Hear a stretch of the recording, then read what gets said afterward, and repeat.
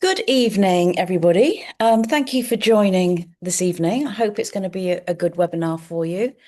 Um, okay, so here we are in January. I'm sure many of you have made New Year's resolutions. I still hope they're going. Mine have all gone out of the window around 2 days ago, but never mind. I'll start again.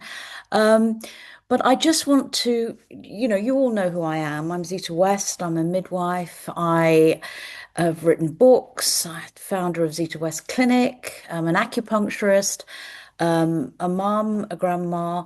But my whole thing is about helping couples to get pregnant naturally and through IVF, but also looking at a holistic approach as well. And my whole thing is, even though I had my own IVF clinic, any couple or woman that walked through the door, it was just making sure that you did everything before you went down an IVF. So plan A was getting pregnant naturally, and plan B was looking at IVF. And that's really important for me. Preparation has been my philosophy throughout all the work that I've done because, most women and couples prepare for absolutely every life event. Like if you run a marathon, you wouldn't, buy your trainers the day before and start running. So preparation is absolutely key here, and I want to get that across tonight.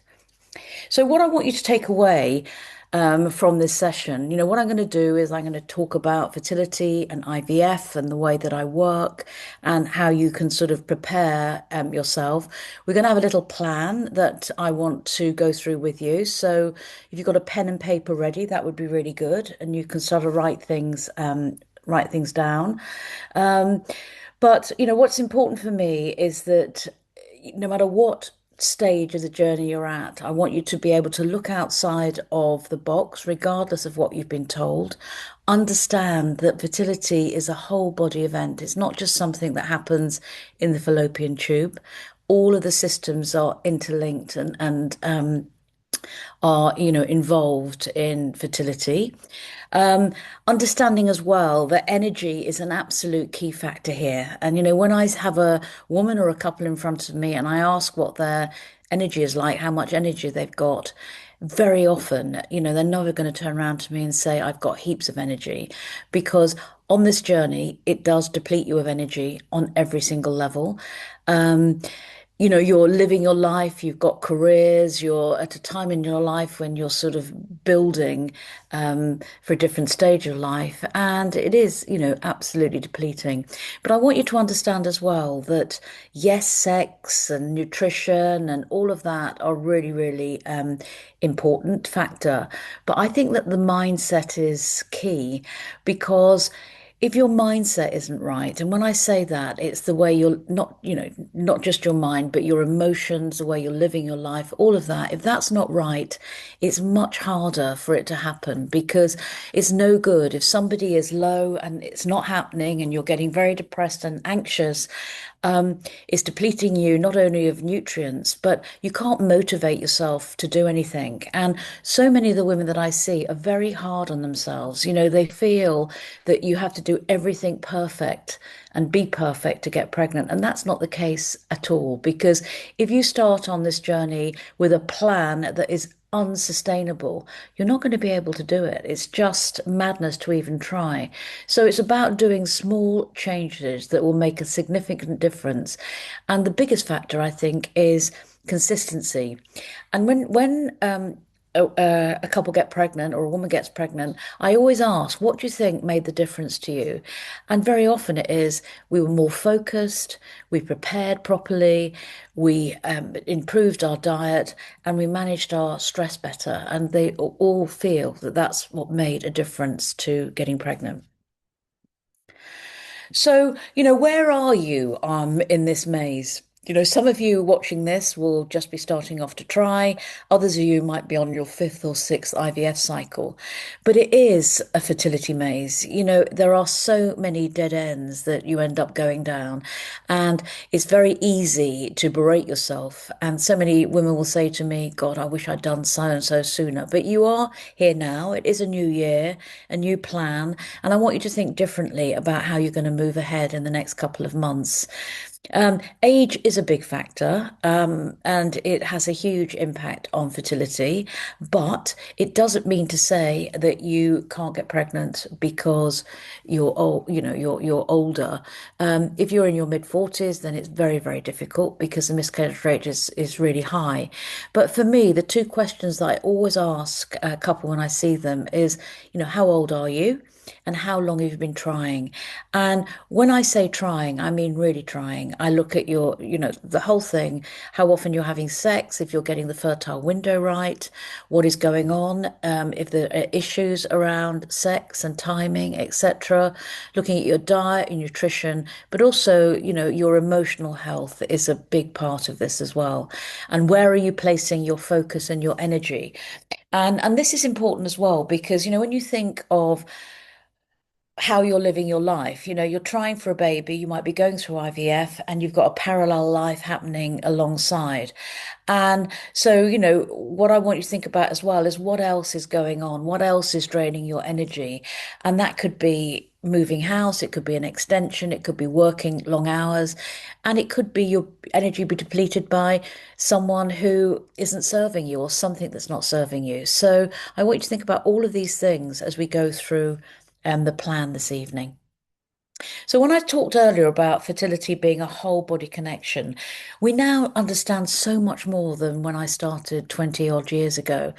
And there's a lot now with neuroscience and ancient wisdom and the nervous system. So we know the nervous system has a big impact on the hormones that you produce, your stress levels, etc. So I will be talking about that a bit later. I do a lot with something called the hug method, which I've developed, which is heart, uterus, and gut. And these are visualizations. And I'll do a tiny little visualization with you at the end so you can get an idea of what's going on. But what I want to get across as well, for so many women listening tonight, you don't feel that you've got control over everything. Um, but there are some things you have got control over. You can't control if and when you get pregnant, but you can control how you prepare, what you eat. You can control your mindset, your emotions, etc. So that's what I want to focus on with the plan. And so, for example, you know, the heart is the center of your emotions, and that's one of the organs that's really affected when you're trying for a baby. Not, I don't mean there's anything mechanical that goes on, but in ancient Chinese medicine, of which I'm an acupuncturist, the heart wasn't just a physical pump that pumped blood around the body. It was a seat of your emotions. It's where you felt things. And the heart is a brain in its own. It's capable of change. It holds memories. And for those that have miscarriages, lose babies, or it's not working, you do have heartache and that is real. But one of the ways to manage your stress with this is helping the heart to release oxytocin, which is a bonding hormone, and helps with healing and it helps with regulation of the body system. Your brain is, yes, we all know what a brain is, but your brain is capable of change as well. And for so many women, it's the negative stories they're telling themselves. I'm not good enough. This isn't going to work. Why me? And, for me, seeing so many thousands of women over the years, fertility doesn't just start the minute you have a baby. Those patterns of self-beliefs go back to your childhood, the experiences you had during childhood or adulthood when you were growing up. And it's the past and the present that come together when you are trying for a baby. And the gut now, we know so much more about the brain and the gut connection and the microbiome. And the gut isn't just about processing food. The gut is about courage, it's about self-belief, it's about decision making. And we're seeing the science to back that up now. Um, and the womb as well. The womb, yes, it is about carrying a baby, but the womb is about creativity, creativity on absolutely every level. Um, and, with the women that I see, the common things that happen to a woman trying for a baby when it's not working is they lose their confidence, they lose their decision making, and they lose their creativity on every level because life stops. And it's really important that life carries on and you don't have your life on hold.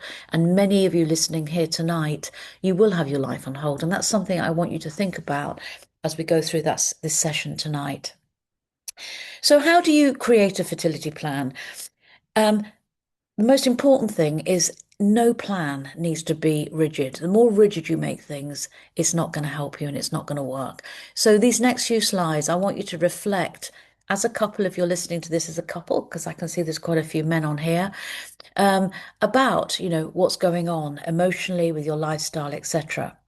So, let's look at emotional health. I want you to sort of look at this wheel, and I want you to, score for yourself where you are. I mean, emotions change from day to day and from minute to minute, but many of us all have a predominant emotion based on what's going on in life. So it's absolutely appropriate if you're watching this tonight and you've had a miscarriage, a failed cycle, you're going to experience grief. Happiness is hard to experience when you're living with uncertainty. Worry, so many women have. Anger, as well, is very common. Love, again, is really important. I talked earlier about oxytocin. Fear, many women find it hard to deal with uncertainty, and they're very fearful about what's going on. And I hate to say this, but I can't see the rest of the wheel. But you'll be able to. Will they be able to see that at home? Oh, it's just because, yeah, let me move Oh, that. right, okay. It's just 'cause you Oh, move that that's over better. there. Yeah. Great. Put it on the Okay, bottom. that's fantastic. Jealousy is common, depression, all of these things count. Now, the reason that emotions are important is because emotional triggers, it could be somebody at work that says something to you, it could be somebody that announces a pregnancy, and it does send you into anxiety that it's not going to happen to you. But it's the impact that these emotional triggers have on the body, because every emotion that you experience, especially if they're strong emotions like grief and fear and worry, it does have a cascade of events. It raises cortisol, adrenaline, etc. And that will have an impact on your hormones, your energy, etc. So, when you do this evening and you mark it up, really start to think of what you can do, what you have control over. And you do have control over your emotions. You do have control over the way you think. You've just got to work hard to manage them. So for me, when I'm seeing somebody, I usually use visualizations. So they have 15 to 20 minutes a day where they are actually, and visualizations for me are not about visualizing a baby. It's working with your nervous system and it's calming the stress levels down. So think about this and mark it up as we go along. Next thing. Sorry about this, guys. Few technical things. Right. Okay. Yeah. So lifestyle. So lifestyle isn't just about what you eat or what you drink. Lifestyle is about how you live your life. What is the structure of your life? Are you constantly on Dr. Googling things? Because so many women that I see, they're constantly searching for answers. They're not looking within at what they can do to help themselves. And many feel that they are broken because it's not happening, their body's not working. That's not the case at all. The body is always looking to improve itself and get the balance back. So, looking at this lifestyle wheel tonight, I want to think about your relationship, not just your relationship with the partner, but the relationship with important family and friends around you. What is it like? Who do you need to let go of slightly if they're causing you anxiousness and distress? So you need to sort of think ahead for the next 3 to 4 months when you're preparing. What is going to make your life feel better? What is going to help you to relax? And, in everybody's life, we've all got good friends and friends that, are not serving us at certain stages of our life if we're going through different issues. We always call on different people. So think about your relationships. Also look at what sort of relaxation do you have? Women are notoriously bad at relaxing. They're constantly on the go. And it's important that you build this in. So relaxation, yes, sitting on the sofa watching Netflix is relaxing, but it's true relaxation is, sleep, it's meditation, it's yoga, it's what you do to get out of your headspace. What are your stress levels like? What is causing you stress at the moment? And what can you do to diminish this stress? So, again, that isn't just about your career or moving house, it's what in everyday life is causing you stress. How much fun are you having in your life? And this is really sad when I ask this to a couple because many, their lives have changed. They don't go out, they don't socialize, they don't go to restaurants because they're on such a rigid routine. So it's really important to keep that balance and, have fun in your life. How many hours are you spending on Dr. Google or on digital things? And again, taking the phone and the iPad out of the bedroom is really, really important that you prepare to go to sleep. You bring yourself down. What is your work-life balance like? How can you improve on that? If you're trying naturally or if you're going through IVF, how much sex are you having? For many couples, they give up if they're doing IVF. Don't, because, it's quite possible you could still get pregnant.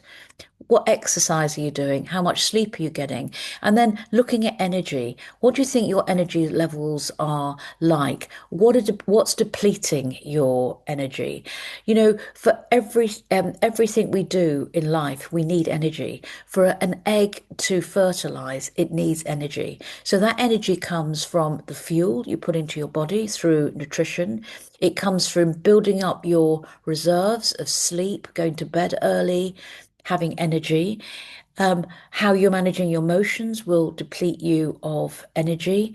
Mental stress depletes you of energy. So look at the areas that you are starting to lose your energy and what you can do to build that energy back up, because that's really, really important. And when I sort of listen to some of the stories that women tell me about what they do in a day, and they're just on the go, on the go, on the go. It doesn't matter if you are really stressed and you are really depleted of energy. It doesn't matter whether you make an egg in a month, you're not going to die.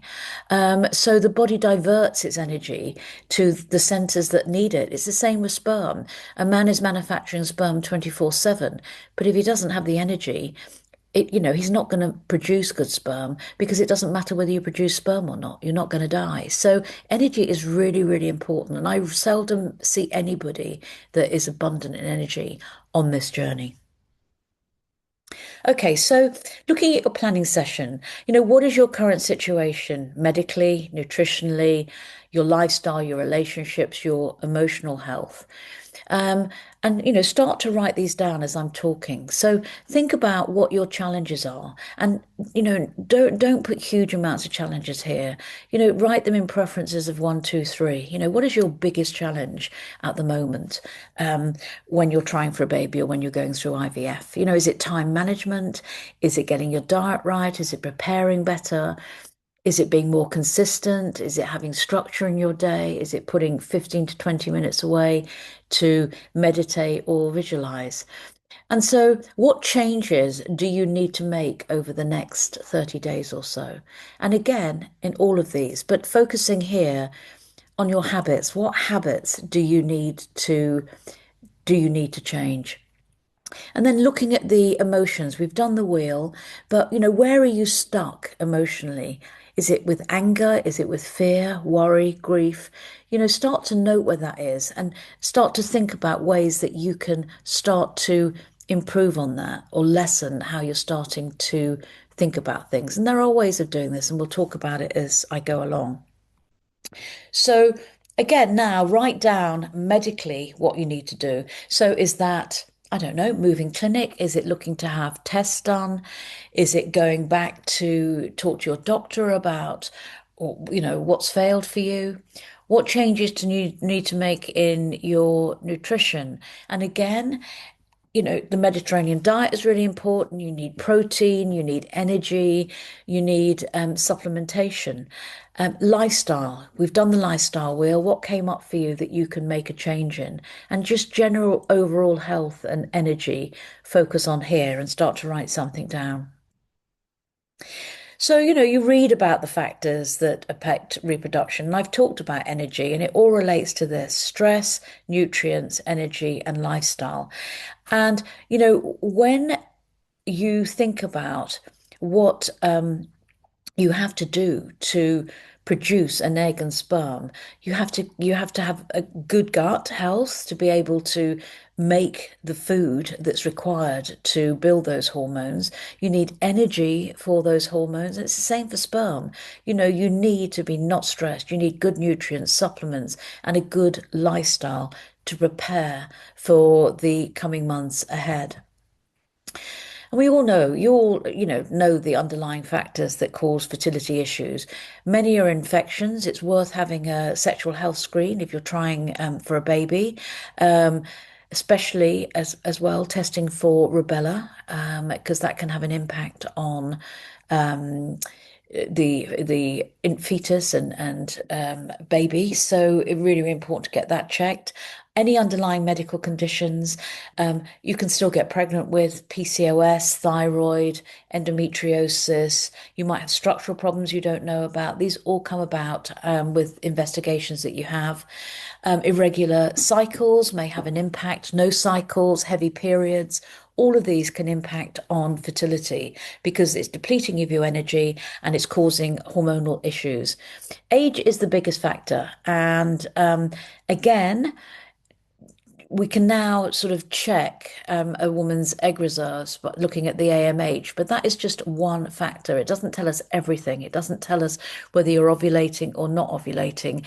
And very often it causes more stress um, than not having the test. But I think it is a useful marker. And it gives you sort of some indication, but it needs to be done alongside other tests as well and scans.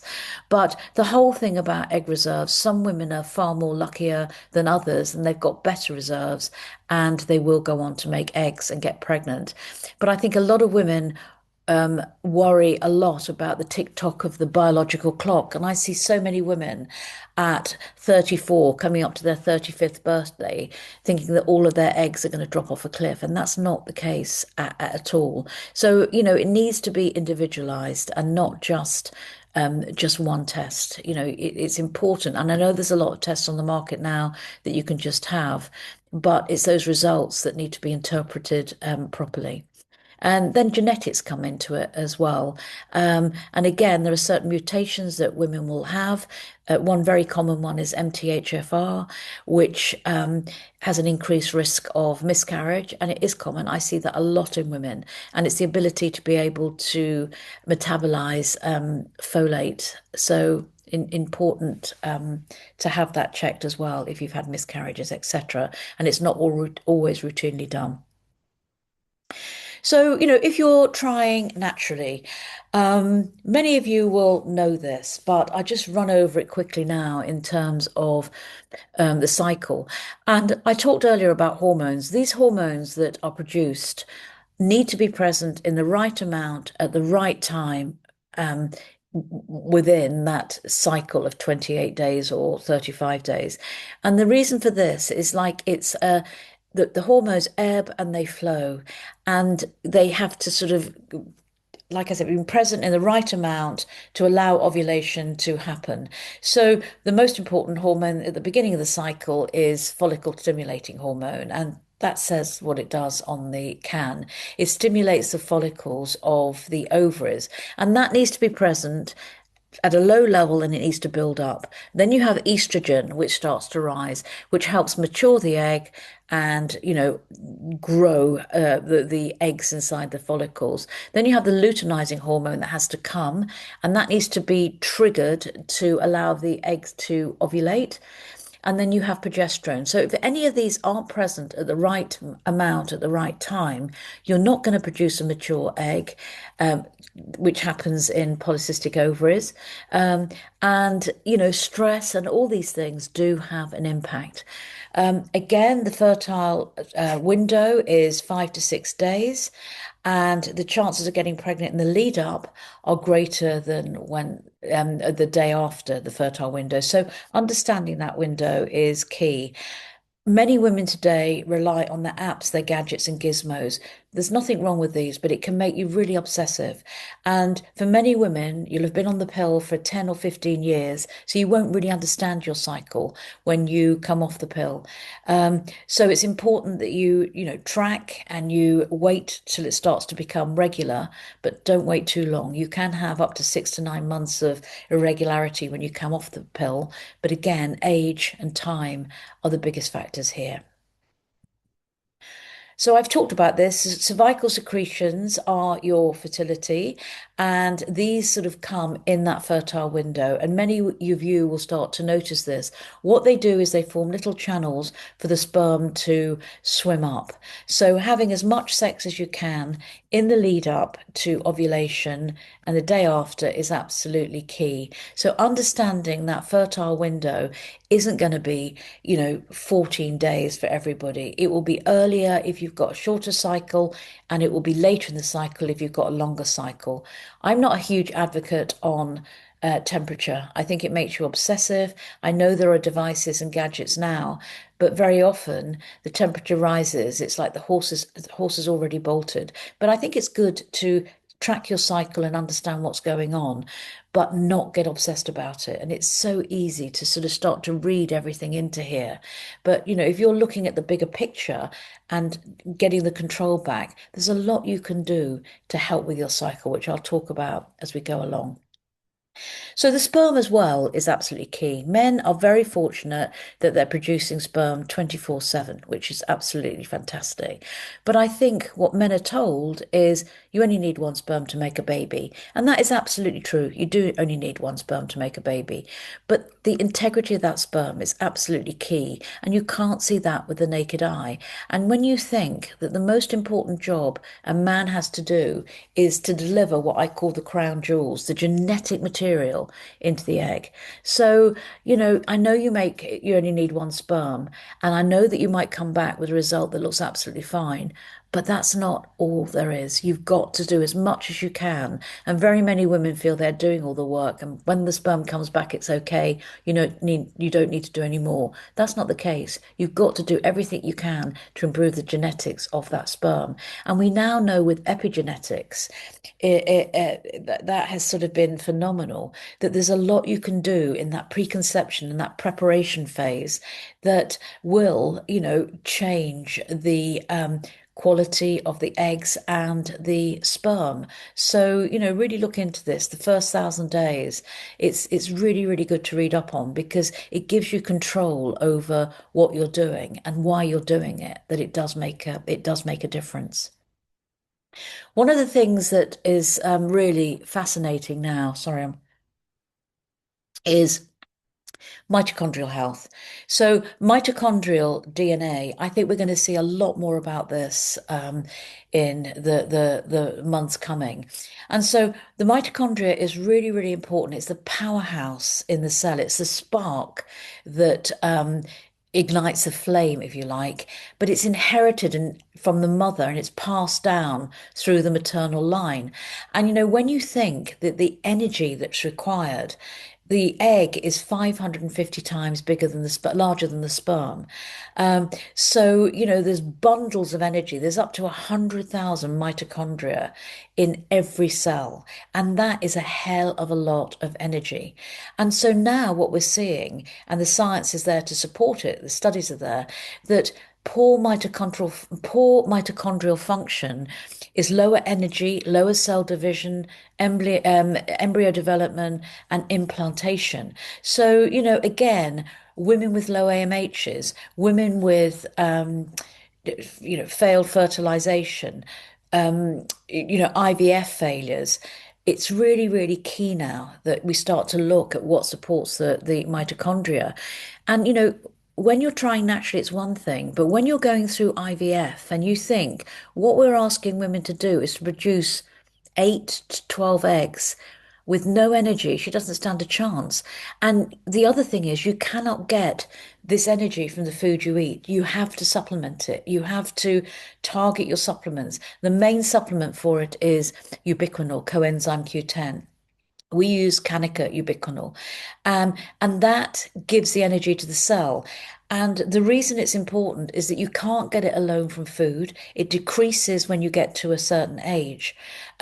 You'd have to eat 12 kilos of broccoli a day to get the amount of ubiquinol that you require.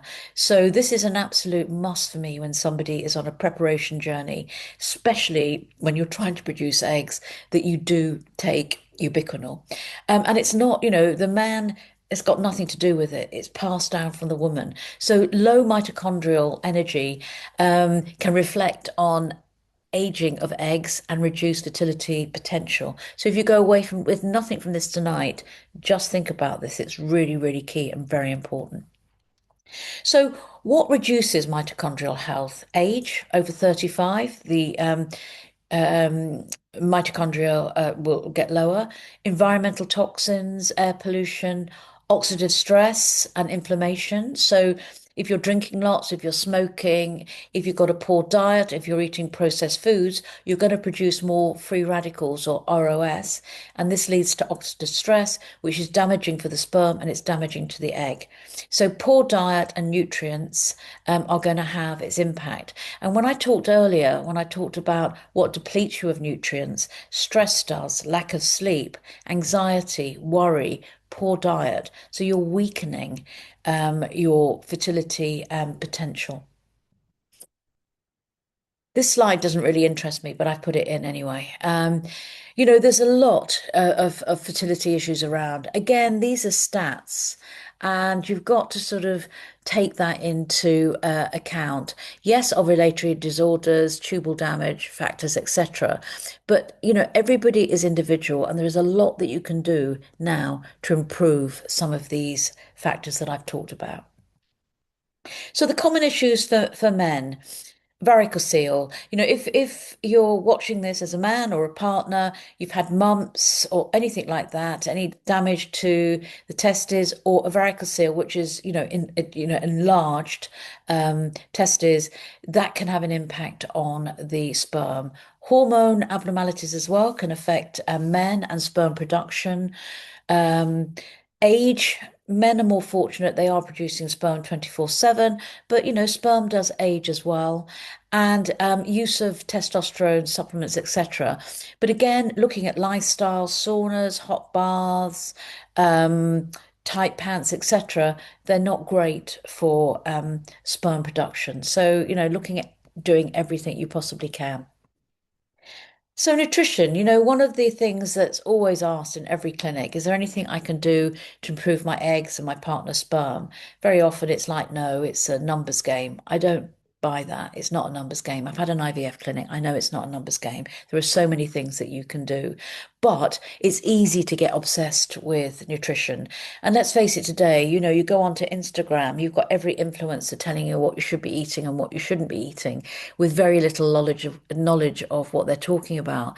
And again, it's very, very difficult to make those decisions because, you will look and you will see one week it's pineapple you need to be eating, the next it's beetroot.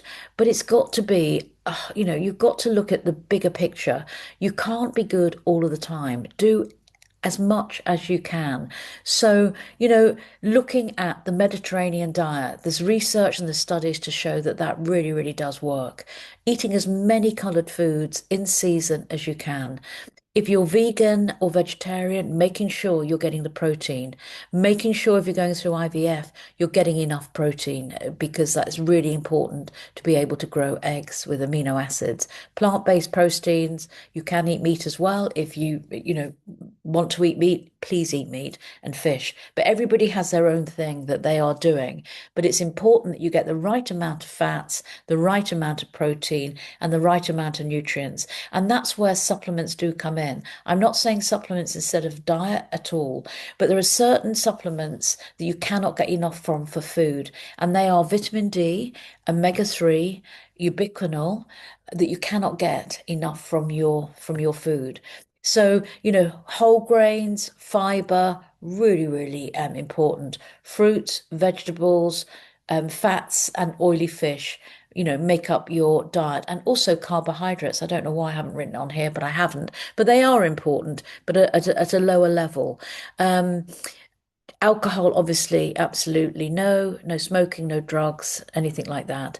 But having said that, if you are trying naturally, you don't know how long it's going to take. It could take 8 to 12 months, but the less you drink, the better. But what I don't want you to do is berate yourself for that glass of wine you've had. But if you are going to have a glass of wine, don't have it through that fertile window, and drink plenty of water and eat when you're having a drink as well. So, food to avoid. I'm sure many of you watching this aren't having tons of processed food. So, do avoid that. Avoid sugar as well. I always encourage women not to snack between meals. I know there's all these graze boxes and everything, but it's much better not to snack. I don't agree with huge fasting for many days when you are going through pregnancy, trying for a baby naturally or going through IVF. It does upset the kilter of the hormones and it puts your body into a starvation mode, and you need those nutrients consistently to be able to, you know, get pregnant. Alcohol, caffeine, odd cup of coffee isn't going to do you any harm at all. So if you're having 5 or 6 cups of coffee a day, that's not great, but a cup of coffee is not going to do you any harm. So, bear that in mind and just enjoy. Don't just limit yourself the whole time. It's about balance and moderation, and that's one of the hardest things that women especially find hard to do. It's the tyranny of the shoulds. We should be doing this, we should be doing that. Okay, I'm going to start on Monday. Just make small changes every day. You filled in that chart that I've done, and just sort of sit and look and work out what you can do that's going to be consistent for you. So, how much in caffeine in your drinks as well? That's worth looking at. Green tea is great. Soda, energy drinks are an absolute no-no. But, look what you're doing and make sure that you're not overdoing it. So, nutritional factors that affect fertility are your emotions because they deplete you of nutrients. If you're constantly stressed, you're going to be low in B vitamins and vitamin C. Diet, poor diet, and sleep. Really, really build up the nutrients and your reserves through, balancing, trying to sort of get some balance into your life. So, looking at the egg, and I talked earlier that the egg is 550 times bigger than the sperm, and the energy of the egg that's required is absolutely huge. So, this egg cell, the different components of the egg needs different nutrients. So, you've got around the egg, you've got the follicular fluid that's rich in myo-inositol and also vitamin D. And there are studies to show that if your levels of vitamin D are good, you've got a better chance of IVF working. So these help the eggs to mature. Then you've got the membrane, the cell membrane, and this needs to be flexible. It needs to be soft and flexible to allow nutrients in and to allow nutrients out. So things that work for the cell membranes are omega-3, and omega-3 is really, really key here. You can't get the amount of omega-3 you need just from fish alone, and oils alone, and especially if you are planning to go through IVF. One thing I didn't mention about the gut is in order to grow a good egg, a mature egg, you've got to have nutrients. And if you've got poor gut health, it's not going to be great. You're not going to be able to absorb the nutrients you need in order to build eggs and sperm. And then you've got the uh, mitochondria in the egg, which is absolutely key.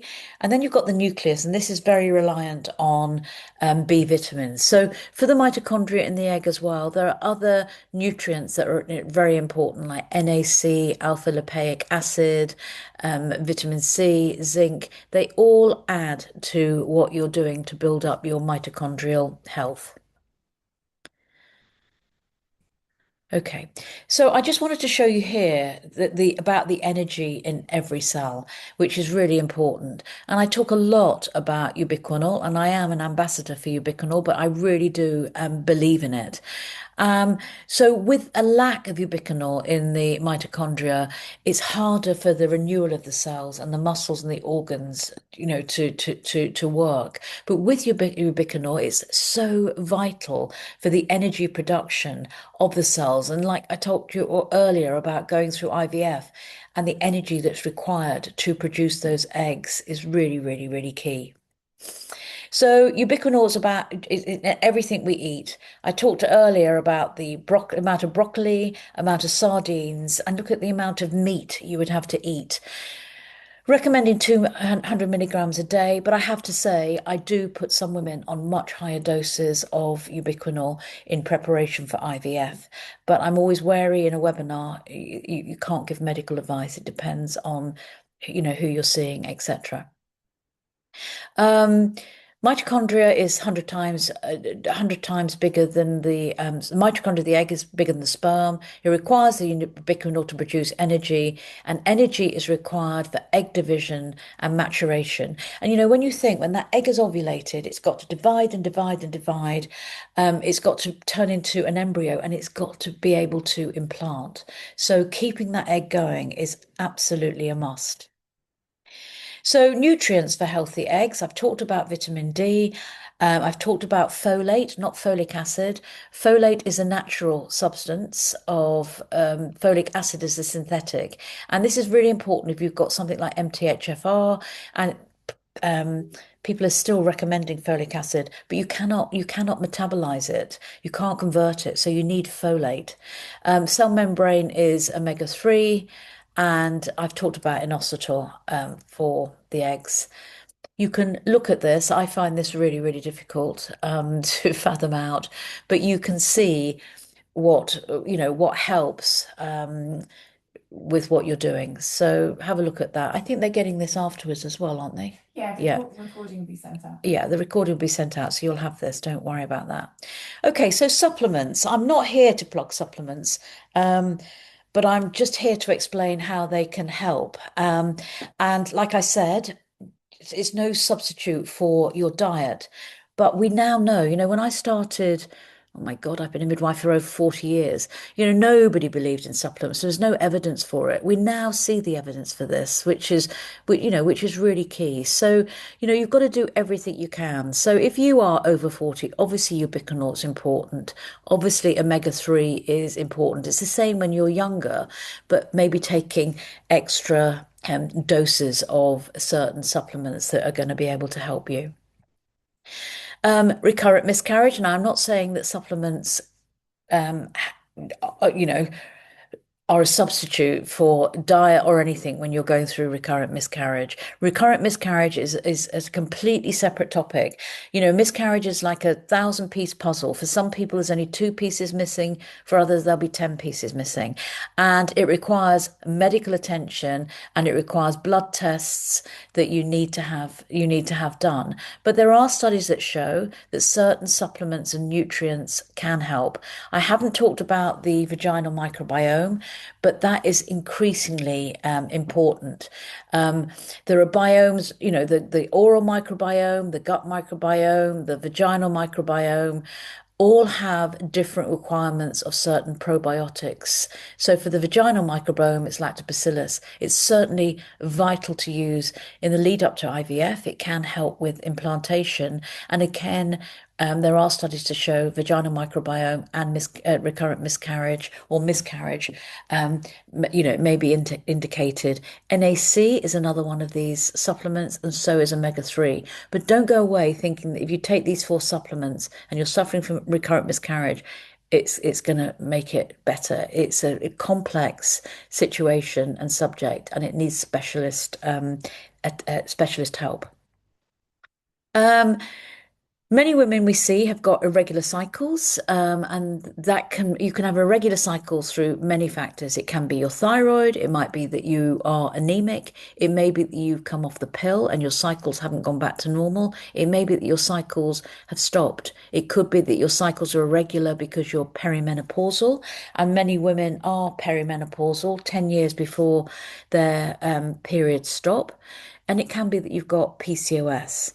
So again, it requires tests and investigations and blood tests to see what's going on with your PCOS, what's going on with irregular cycles. But we do now know that certain nutrients do help. So myo-inositol studies show that it can help with PCOS, maturing the eggs, and it can help with irregular cycles, as can NAC, omega-3, and the vaginal microbiome as well. So, look at all of this. But again, you've always got to look at time, and there are treatments that can help as well. Complementary therapies, acupuncture, reflexology, hypnotherapy, all of these things are really, really key. But you've got to keep an eye on the time because on average, it can take 8 to 12 months to get pregnant. And if you have got irregular cycles and you decide to do complementary therapies and take supplements, that's great.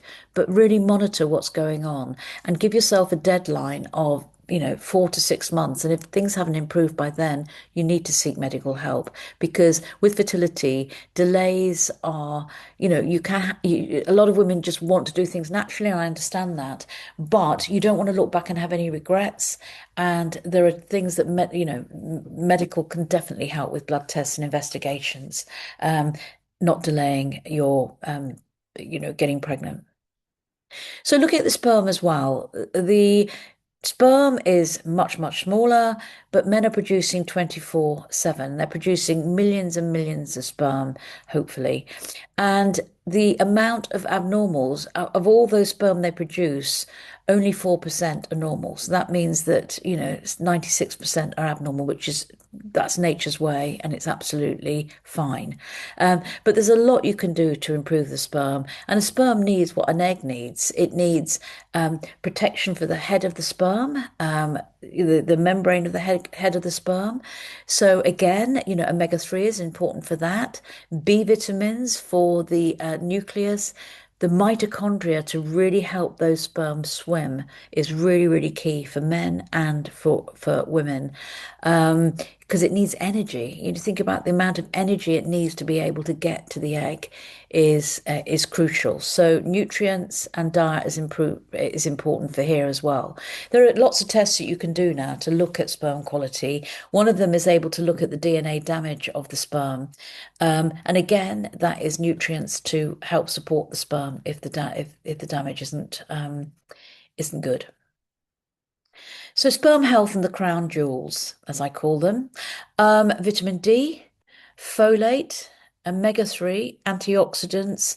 Men require zinc and coenzyme Q10. Personally, 30 milligrams isn't enough. You need to be taking at least 100 or 200. But that might be in some of the questions that we do later. So have you got all the nutrients for sperm health? Just think about what you're eating, what you're taking, and write it down on your chart. And again, here's another one of these lovely charts that tell you how these all help. But this will all, I don't want to go through this word for word. This will all be sent out in the recording. So supplements for sperm health. We do something called Vita Seed Pro. That's great. It's got carnitine, alpha lipoic acid, there's NAC, there's coenzyme Q10, DHA, and also men also have a microbiome. So mensieve is really important for the motility of the sperm. And this has only happened in the last couple of years. So it's really good that there's a lot you can do now to support sperm health as well. One of the problems to any of you men listening is that men are so reluctant to take supplements, but it's only for 3 to 4 months, and you've got to do everything you can to, improve the sperm that you've got genetically. Okay. So I think I've already done this slide about stress and fertility. Negative thinking. You can't think positive all the time, but a lot of the work that I do with the hug method, the heart, uterus, gut, and visualization is that, if you understand that there are more than one intelligence in your body. You've got your brain, you've got your heart, you've got your gut, and you've got your womb. And so a brain has neurons, it's capable of change, so does the heart, so does the gut. Not so much the womb, but it is linked to the ovaries. And we now know that the ovaries and the womb talk to one another and communicate with one another. And that's a lot of work I do with the nervous system. It's sending messages to the head, the heart, the gut through visualization. So the stories that women tell themselves, if you're constantly telling yourself, this isn't going to work for me, I'm not good enough. One of the questions I always ask women when I see them, what do you think is stopping this from happening for you? And the answers are usually, I've had a miscarriage in the past. I had abuse as a child. I was raped. I've had physical abuse. I've just never felt it was going to happen to me. My mother had miscarriages, so I thought I would too. And if you're constantly feeding that into your brain, you're strengthening those neurons, those negative neurons, instead of strengthening the positive ones. So you can change the way you think. And you've got to start putting those positives into the brain. And we now know that mantras and visualizations, all of these are really, really important, and they do make a difference.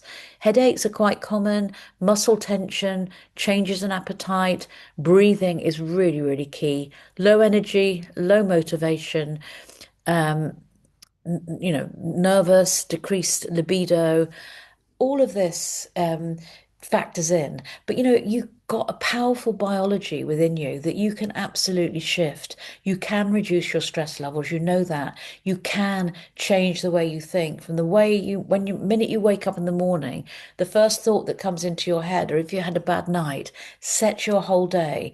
So doing that visualization in the morning, determined that you are going to sort of change and get a better structure to your day and a better routine to your day is really, really key here. And I know there are low days and bad days, but you've got to pick yourself up and you've got to sort of keep going with with what you can.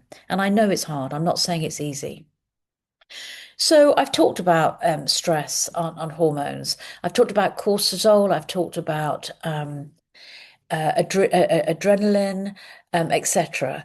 But you can alter your stress levels by meditation, by yoga, by breathing. And I think women are great at managing so many aspects of their life, their nutrition, their exercise. But when it comes to downtime or de-stressing.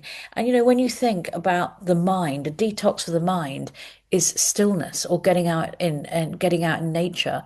And what is exciting now, I used to tell women years ago, and I still do, to talk to their ovaries. And people thought I was mad, and it probably does sound a bit mad. But now the science is there to know that through the nervous system, the ovaries and the womb are constantly in conversation. And for the womb, it's about your creativity. And so many women block their heart and their womb when they've gone through um, you know, difficult journeys and loss, etc. So it's important to get that connection back. And that's done through the vagus nerve. And that's why it is so important to understand the head is about making meaning, but it's also shifting those stories that you tell yourself. The heart is about your emotions and it's about opening your heart and being connected. And, in this day and age, so many women, um, are connected to their apps, their gadgets, their gizmos. We're more connected than we've ever been, ever in generations. But we're disconnected from ourselves. We're disconnected from our biology. We're disconnected from our bodies. We're constantly looking outside for answers. So connecting back to your heart is so important. And I understand and I know that women disconnect, they disconnect to protect themselves.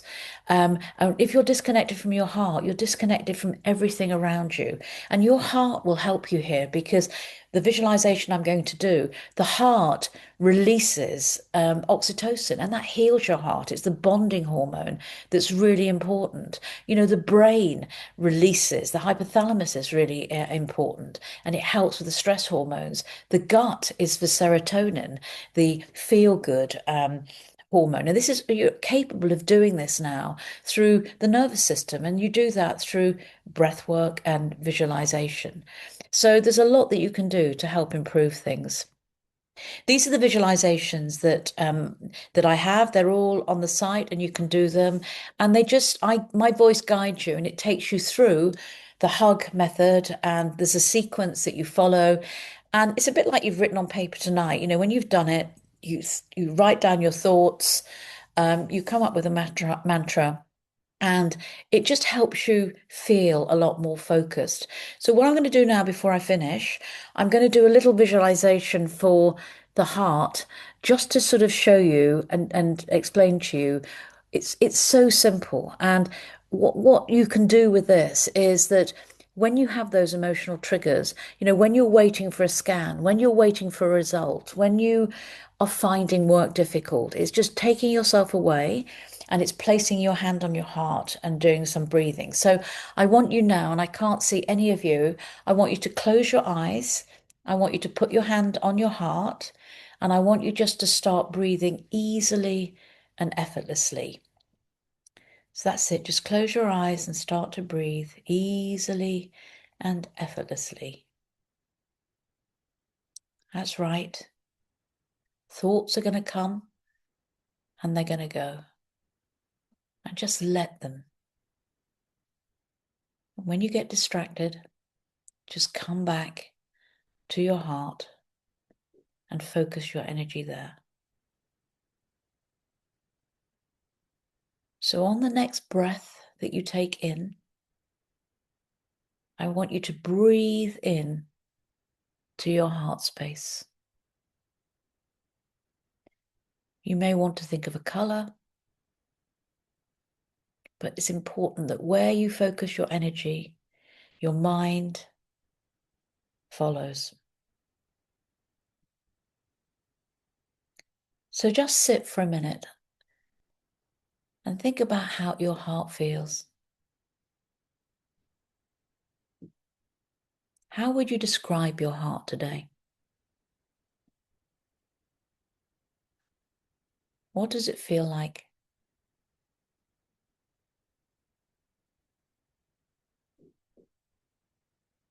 And on the next breath in, again, breathe into your heart space.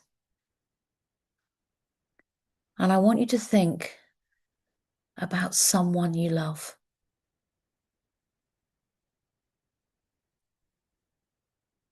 Someone who supports you. Someone who loves you unconditionally.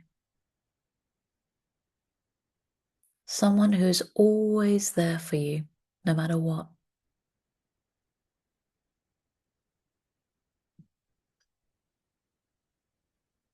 And just keep breathing. Just keep thinking about that person.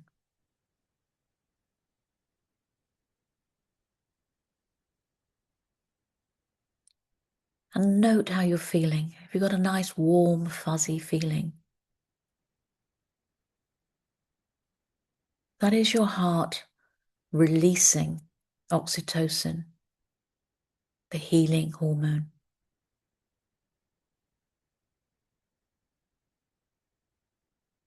And I want you to connect to your heart. I want you to see yourself connecting to everything around you.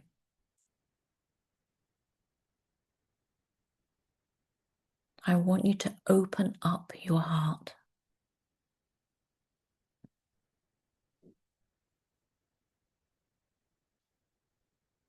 And I want you to place in your heart that person that you love.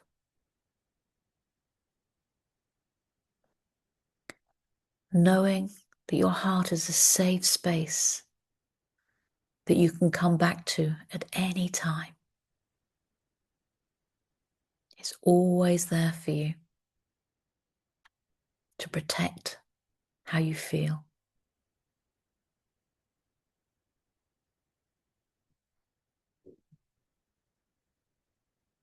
And when you're ready,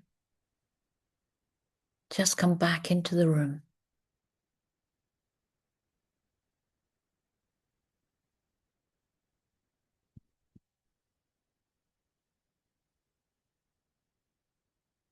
It'd be great if you just wrote in the chat how you're feeling.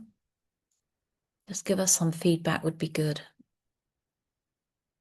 So I'm coming to the end now and want you to know that we do free 15-minute consultations.